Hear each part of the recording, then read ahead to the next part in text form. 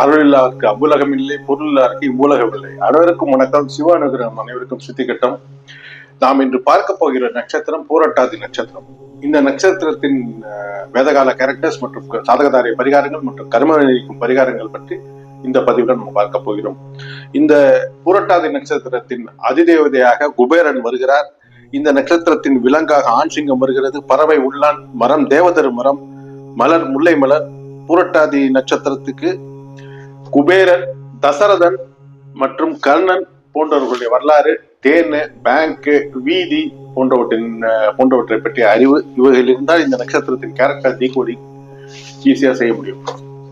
So நம்ம இதுல மெயினா பார்க்க போகிறது சுருக்கி தான் பார்க்க போறோம் வரலாறுகளை. நான் முழுசா சொல்வதற்கான நேரம் நம்மள இல்லாதனால முதலில் நாம் பார்க்க போகிறது கர்ணனை பற்றிய ஒரு விஷயம். கர்ணனானவர் குந்தி தேவிக்கு சூரியனுடைய அம்சமாக பிறந்தவர். குந்தி தேவிக்கு பிறந்தவர்.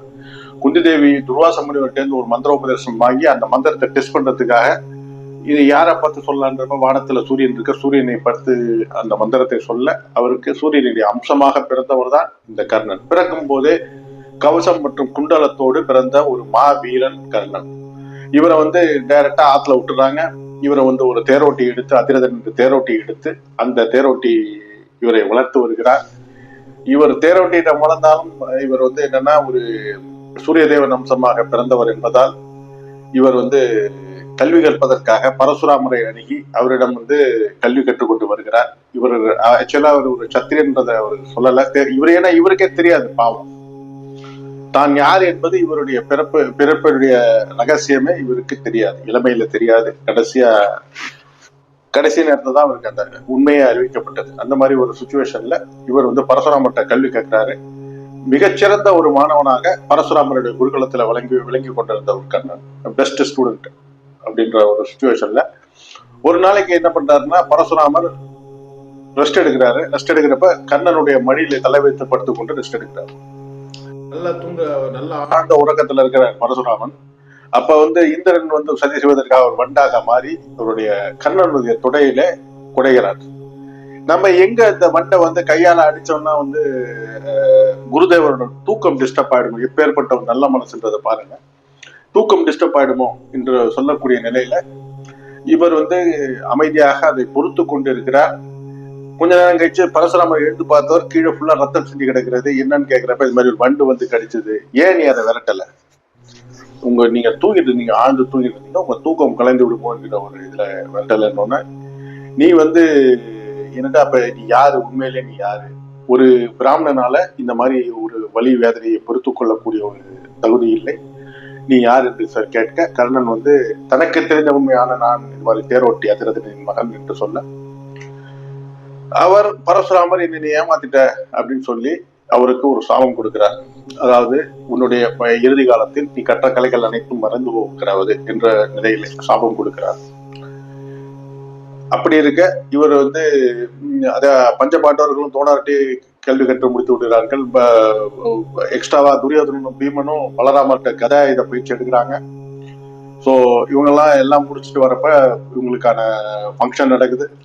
அவங்க கற்றதை எப்படி இது பண்ணி காட்டுன்னு சொல்லிட்டு, எவ்வளோ பெஸ்டா படிச்சிருக்காங்கன்னு சொல்லிட்டு அவங்களோட திறமையை காட்டக்கூடிய ஒரு சுச்சுவேஷன்ல அர்ஜுனன் அவர் ஏன்னா இந்த சைட்ல வில்வித்தைக்கு ஆளே கிடையாது, கௌரவ சைட்ல ஆளே கிடையாது என்கிற சுச்சுவேஷன்ல அந்த சகோதரனுக்குள்ள அந்த சமயத்துல கர்ணன் நான் இருக்கிறேன் அர்ஜுனனை ஜெயிக்க என்று சொல்ல, நீ யாரு?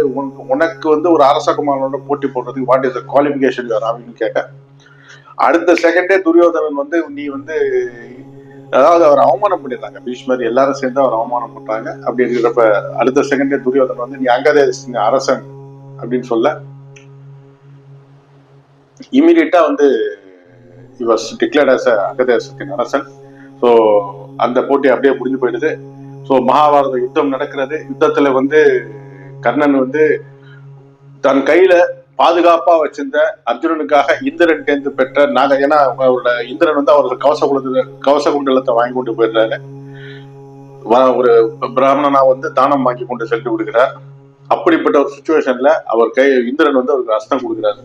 இந்த அஸ்திரம் யார வேணாலும் தாக்கி கொண்டுடும், ஆனா ஒரு முறைதான் உபயோகிக்க முடியுன்றப்ப அதையும் கிருஷ்ணன் சதி பண்ணி கடவுத்கஜனுக்காக அதை யூஸ் பண்ண வச்சு இவரை ஒன்றும் இல்லாம பண்ணி கடைசியா இவர் போர்க்களத்திலே கொல்லப்படுகிறார். கொல்லப்படுகிறார்னா அவர் அம்பு குத்திருக்கு உயிர் போகல, என்ன புண்ணியம் காத்து நிற்கிறது. ஆதித்யன் கண்ணீர் வடிக்கிறான், புண்ணியம் காத்து நிற்கிறது. அந்த சுச்சுவேஷன்ல கண்ணன் வந்து இவருடைய புண்ணியங்களை தானமாக பெற்றுக்கொண்டு செல்ல, அதை உண்மையை உணர்ந்து தன் ரத்தத்தினை குருதியில போர்க்களத்துல வந்து தண்ணி இல்லைன்னு சொல்லிட்டு குருதியை எடுத்து அதை புண்ணியத்தை தத்தம் செய்து கொடுக்க, இந்த சூரிய சந்திரர்கள் உள்ளவரை உங்கள் புகழ் நிலைக்கும் என்று சொல்லக்கூடிய ஒரு இதை பெறுகிறார். சோ நம்ம இதுல இருந்து என்ன தெரிந்து கொள்ள வேண்டும் என்றால், இவர்கள் இளமையில் கஷ்டப்படுவார்கள், இளமையிலே மிகுந்த கஷ்டம் இருக்கும். ஆனால் போக போக இவர்களுக்கு ஒரு அற்புதமான ஒரு வாழ்க்கையானது காத்து கொண்டிருக்கிறது. ஆனா இவர் என்னன்னா ரொம்ப பிடிவாத குணம் ஜாஸ்தி இவர்களுக்கு. தான் எடுத்த காரியத்துக்கு தான் பிடித்த முயலுக்கு 3 கால் என்று சொல்லக்கூடிய அந்த பிடிவாத குணத்தை விட்டால் இவர்கள் வாழ்க்கையில இவர்களுக்கு எல்லா விதமான வளங்களும் உண்டு. இவர்கள்ட்ட போய் கேட்டீங்கன்னா கொடுப்பாங்க, கேட்காம எதுவும் செய்ய மாட்டாங்க. ஸோ இந்த நட்சத்திரக்காரர்கள் கேட்டால் அள்ளி அள்ளி கொடுக்கக்கூடியவர்கள். அதே போல தானாக வந்து உதவி செய்வாங்களா அப்படின்னு நம்ம நினைச்சோம்னா புரட்டாதி நட்சத்திரக்காரர்களுக்கு அது நடக்காது, கொஞ்சம் செல்பிஷா இருப்பாங்க. ஸோ அதே போல இந்த நட்சத்திரக்காரர்களுக்கு வந்து பாத்தீங்கன்னா சாமுண்டி மலை சொல்லப்பட்டிருக்கிறது. சாமுண்டி மலை மைசூர்ல இருக்க சாமுண்டி சொல்லப்பட்டிருக்கிறது. சௌடேஸ்வரி வழிபாடு இந்த நட்சத்திரக்காரர்களுக்கு மிக நன்மை அளிக்கக்கூடியது. சாமுண்டி மலை சென்று வழிபாடு செய்ய, அதே போல கண்ணன் பிறந்த தர்மஸ்தலாவில் உள்ள நேத்ராவதி நதியில் இவர்கள் குளித்த மொழி வழிபாடு செய்ய இவர்கள் வாழ்க்கையில் வளம் பெருகும். இதில் சிறிதளவு ஐயம் இல்லை. அதே போல இந்த நட்சத்திரத்துக்கு பட்டினத்தார் வழிபாடு மிகுந்த நன்மை அளிக்கக்கூடியவர்கள். பட்டினத்தார் குபேரனின் அம்சமாகவே கருதப்படுகிறார். வானேஸ்வரர் கோயில் இங்க இருக்கிறது திருச்சி மாவட்டத்தில் இருக்க வானேஸ்வரர் கோயில்ல சென்று வழிபாடு செய்வதும் இவர்களுக்கு மிகுந்த நன்மை அளிக்கக்கூடிய ஒரு வழிபாட்டு முறையாகும். சோ அடுத்ததான் நாம் பார்க்க போறது குபேரனுடைய வரலாறு. குபேரன் வந்து ராவணனும் குபேரனும் ஸ்டெப் பிரதர்ஸ், அதாவது ஒரே தகப்பனுடைய 2 மனைவிக்கு பிறந்தவர்கள். ராவணன் வந்து அந்த பிறவித ராவணனோட வீடியோ டீட்டெயிலா சொல்றேன், எனக்கு ரொம்ப பிடிச்ச கேரக்டர் ராவணன். ஸோ 2வது ஜெனரேஷன்ல இவர் பிறகுறாரு. இவரோட பிறப்பிலே ஒரு முக்கியமான ரகசியம் உண்டு. ஒரு திருடன் குபேரனான கதைன்னு தான் சொல்லி எல்லாருமே சொல்லுவாங்க. ஒரு பிறவிலே திருடனாக இருந்தவர் ஒரு முறை இவர் திருடிக்கொண்டு செல்வங்களோடு ஓடி வர சிவன் ஆலயத்திலே ஒரு பாழடைந்த சிவன் கோயில்ல மாட்டிக்கிறாரு. அந்த சுச்சுவேஷன் தான் வந்து போர் வீடுகள் துரத்தி கொண்டு வர இருட்டுல கோயில்ல மாட்டிக்கிறாரு. அந்த அவங்க எல்லாம் மறைந்து போன அப்புறம் அவருக்கு எப்படி போறதுன்னு வழி தெரியாம இருக்கிறப்ப அந்த கோயில்ல இருக்கிற விளக்கு அணைய போகிற ஒரு சுச்சுவேஷன்ல தன்னுடைய அங்கவஸ்திரத்தை கிழித்து அதில் திரி செய்து அந்த விளக்கை எரிய வைத்ததன் பலனாக இறைவன் காட்சி அளித்து, அடுத்த பிரிவிலே நீ மாபெரும் மனிதனாவா என்ற வரத்தை கொடுத்து மறைய, அடுத்த பிரிவிலே ஒரு யட்சனாக பிறவி எடுக்கிறார். யட்சனாக பிறந்து அவர் யட்சர்களின் அரசனாக ஆக்கப்படுகிறார். ஆனால் யட்சனாக பிறந்தாலும் ஒரு அவலட்சணமான தோட்டத்துடன் பிறக்கக்கூடிய ஒரு இது பெறாரு. அது எப்படின்னா ஒரு 3 காலு 1 கண்ணு அந்த மாதிரிலாம் சொல்லுவாங்க. ஸோ அந்த மாதிரி ஒரு அவலட்சணமான உருவத்தோடு பிறக்கிறார். பிறந்த உடனே இவர் என்ன பண்றாருன்னா ஃபர்ஸ்ட் தவம் செய்கிறார், பிரம்மனை நோக்கி தவம் செய்கிறார். பிரம்மன் வந்து இவருக்கு வந்து விஸ்வகர்மாட்ட சொல்லி ஒரு புஷ்ப விமானத்தை செய்து கொடுக்கிறார். அதாவது இந்த பிரபஞ்சத்துல முதல்ல பிளைட் வாங்கின ஒரே கடவுள்ன்றது குபேரன் மட்டுமே. ஸோ அவருக்கு புஷ்ப விமானம் விஸ்வகர்மாவால் செய்து அளிக்கப்படுகிறது. ஸோ அதுக்கப்புறம் வந்து என்னன்னா அவருக்கு கல்யாண ஆசை என்று வருகிறது. யாருமே அவருக்கு அவருடைய அவலட்சணமான தோட்டத்தை கருதி யாருமே அவருக்கு பொண்ணு கொடுக்க ரெடியா இல்லாத ஒரு காரணத்தினால அவர் சிவபெருமானை நோக்கி தவம் செய்கிறார். அதாவது கல்யாணத்திற்கு வேண்டி திருமணத்திற்கு வேண்டி தவம் செய்கிறார். சோ இந்த நட்சத்திரக்காரர்களுக்கு கொஞ்சம் திருமண டிலே இருக்கும். அதற்கான ரகசியத்தை நம்ம என்னன்னா சிவ பூஜை செய்யணும். சின்னதா சிவ பூஜா மேட் சிம்பிள் நம்ம சேனல்ல ஒரு வீடியோ போட்டிருக்கேன். அந்த வீடியோவை பார்த்து நீங்க உங்க வாழ்க்கையில உங்க பெஸ்ட் ஃப்ரெண்டான சிவபெருமான், அதையும் நான் சொல்றேன், மிகச்சிறந்த நண்பனான சிவபெருமான் அருள் பெருக பெருக உங்கள் வாழ்க்கையில் வளம் பெருகி கொண்டே இருக்கும். சோ சிவனை நோக்கி தவம் செய்ய, சிவன் இவருடைய 800 ஆண்டுகள் கடுமையான தவம் செய்ய, சிவனுடைய தவத்திலே மயங்கி இவருக்கு சாயுஜ்யம் என்று சொல்லக்கூடிய தன்னுடைய நண்பனாக கூடிய ஒரு பதவியை கொடுக்கிறார். இந்த வச்சுக்கோப்பா, இவர் மை ஃப்ரெண்ட் லைக்ஸ் வன் தொண்டர் சுந்தரன் மாதிரி நீ ஒரு நண்பன் என்ற ஒரு சுச்சுவேஷன்ல இவர் ஒரு சிவபெருமானின் நண்பனானா அடுத்தது அவருக்கு வரங்கள் அப்படியே அள்ளி விடுறாரு. அதாவது சங்கநிதி பத்மநிதி பிளஸ் சூரியனோட பொண்ணை இவருக்கு திருமணம் செய்து வைக்கிறார், சிவபெருமானை செய்து வைக்கிறார். ஸோ அந்த மாதிரி வந்து பல வரங்கள். அதே மாதிரி பெருநிதிக்கு இறைவனாக்கி நீ இனிமே தேவலோகத்தோட பினான்ஸ் டிபார்ட்மெண்ட் உன் கையில அப்படின்னு சொல்லிட்டு பினான்ஸ் டிபார்ட்மெண்ட் இவர் கையில கொடுத்துறாரு. So complete control of finance department இவர் கையில தான் இருக்கு. தேவலோகத்தோட இந்த பிரபஞ்சத்தோட complete finance control handle by Kuberan. So இந்த நட்சத்திரக்காரர்களின் ஒரு பண வலிமை இவர்களுக்கு இவங்க பேங்க் செக்டர்ல அதே மாதிரி பினான்சிங் செக்டர்ல நிறைய பினான்ஸ் பண்ணக்கூடிய ஒரு சுச்சுவேஷன்ல இருப்பாங்க. ஆனா இவங்களுக்கு என்னன்னா வட்டி கொடுத்து வாங்குவது யார் செய்தாலும் அது தப்பு தான். குபேரனே அது செய்திருக்காரு. குபேரனே இன்னி வரைக்கும் வட்டி வாங்கியிருக்காரு. யார்கிட்ட? திருப்பதி பெருமாள். திருப்பதி பெருமாளுக்கு பத்மாவதியை மனம் செய்ய இவர் கடன் கொடுத்ததாக ஐதீகம். இந்த அளவு சூரிய சந்திரர்கள் உள்ள அளவும் இவருடைய திருப்பதி பெருமாள் வசூல் செய்து கீழே இருக்கும் அவர் படி இழக்கும் பெருமாள், கீழே இருக்கிற கோவிந்தராஜ பெருமாள் இவருக்கு கடன் கட்டுவதாக ஐதீகம். மரக்கால் வச்சிருப்பாரு கையில. சோ இவர்கள் திருப்பதி போறதை விட கோவிந்தராஜ பெருமாளை பார்த்தாலே போதும். இந்த நட்சத்திரக்காரர்களுக்கு உங்களுக்கான பண கஷ்டத்துக்கு ஒரு முடிவு வரக்கூடிய ஒரு வாய்ப்பு உள்ளது. கண்டிப்பா நீங்க கீழ் திருப்பதியில் உள்ள கோவிந்தராஜ பெருமாள் கோயில் சென்று இந்த படியளக்கும் பெருமாளை பார்த்து வழிபாடு செய்து வர உங்கள் பண கஷ்டங்கள் ஒரு முடிவுக்கு வரும்.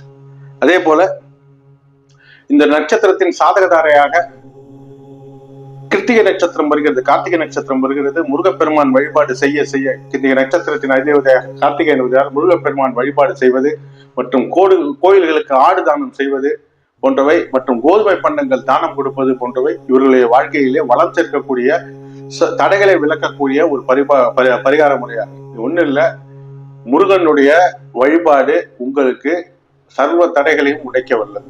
இந்த நட்சத்திரக்காரர்களுக்கு முருகன் வழிபாடு சர்வ தடைகளையும் உடைக்க வல்லது. சோ இப்படி அதே மாதிரி செந்தாமரை மலர் கொண்டு சிவனுக்கு பிரதோஷத்துக்கு தேன் மற்றும் மாம்பழச்சாறு கொண்டு அபிஷேகம் செய்வது இவர்கள் வாழ்க்கையில் வளத்தை பெருக்கக்கூடிய ஒரு வழிபாட்டு முறையாகும். பட்டினத்தார் வழிபாடு, பட்டினத்தார் குபேரனின் ஒரு அம்சமாக வருகிறார். அவர் கடைசியில உணர்ந்தது என்ன? காதற்ற ஊசியும் வராது காணும் கடை வழிக்க. அதே போலதான் குபேரன் அவ்வளவு செல்வம் இருந்தாலும் அவர் அனுபவிக்கிறது என்னமோ ஒண்ணு இல்லை. அந்த செல்வத்திற்குரிய ஆணவம் இருந்து, இது உத்திராட நட்சத்திரத்துல சொல்லியிருக்கேன், விநாயகரோட வரலாறுல சொல்லியிருக்கேன். விநாயகரால் இவர் தண்டிக்கப்பட்டவர், குபேரன் தண்டிக்கப்பட்டவர். சோ இந்த நட்சத்திரக்காரர்களுக்கு அதாவது ஆணவம் என்பது கூடவே கூடாது. எல்லா விதமான பவரும் இருக்கும், ஆனா ஆணவம்ன்றது இருக்கக்கூடாது. அதே மாதிரி இந்த நட்சத்திரத்தில் பிறந்த பெண்கள் ஆடம்பரத்தை விரும்ப மாட்டார்கள். மணி ஹைடா இருக்கும். மாம்பழம் உங்களுக்கு ஒரு உணவுப் பொருளாக சொல்லப்பட்டது. மாம்பழம் அடிக்கடி உணவில் சேர்த்துக்கொள்ள உங்கள் வாழ்க்கையில் வளம் பெருகும். அதே போல இந்த கோதுமை சம்பந்தப்பட்ட பொருட்களை சாப்பிடுவது உங்கள் தடைகளை உடைக்கும். அடுத்த நட்சத்திரமான உத்திராட நட்சத்திரம். வீட்டுல ஸ்பெஷலா உங்களுக்கு மட்டும் இந்த சொல்றேன், வீட்டுல காமதேனு மற்றும் கற்பக விருட்சம் கொண்ட ஒரு படம், அதாவது காமதேனு படம், காமதேனு பூஜை போன்றவை உங்கள் வாழ்க்கையிலே வளம் சேர்க்கக்கூடிய ஒரு விஷயம். காமதேனு, கற்பக விருட்சம், சங்கநிதி, பத்மநிதி, இது நாலுமே சுருட்டு புள்ளி சிவன் கோயில்ல இருக்கு. சுருட்டு புள்ளி பள்ளிகொண்டேஸ்வரர் சிவாலயத்துல இந்த நாலுமே இருக்கிறது. அங்கு சென்று நீங்கள் ஒரு முறையாவது வாழ்க்கையிலே வழிபாடு செய்து விட்டு வர உங்கள் வாழ்க்கையில் கண்டிப்பாக செல்வ வளம் பெருகும். உங்களோட ஆல்மோஸ்ட் குபேரனே வச்சுக்கலாம். அந்த கோயில இந்த காமதேனு, கற்பக விருட்சம் மற்றும் அதாவது சங்கநிதி, பத்மநிதி போன்றவர்கள் இருக்கு. அங்க ராஜகுபேரனாக அங்க இந்த குபேரன் இருக்கிறாரு. போய் பார்த்து விட்டு வாருங்கள். அதே மாதிரி கீழ் திருப்பதியில கோவிந்தராஜ பெருமாளை விடாது நீங்கள் வழிபாடு செய்ய வேண்டும். மைசூரில் இருக்கும் சாமுண்டேஸ்வரி கோவிலுக்கும் சென்று வழிபாடு செய்ய. அதே மாதிரி உங்களுக்கு தீர்த்தமாக நேத்ராவதி தீர்த்தம், இது தர்மஸ்தலாவில் அருகில் உள்ளது. நேத்ராவதி நதி கர்நாடகாவில் உள்ளது. கர்நாடகாவில் போய் நேத்ராவதி நதி மற்றும் குபேர தீர்த்தங்களில குளித்து வழிபாடு செய்ய உங்கள் வாழ்க்கையில் எல்லா விதமான வளங்களும் பெருகும். ஸோ இந்த பதிவு இத்துடன் முடிவடைகிறது. அடுத்த நட்சத்திரம் உத்திரட்டாதி விரைவில் வெளியிடப்படும். நன்றி, வணக்கம். தயவு பண்ணி சப்ஸ்கிரைப் பண்ணுங்க.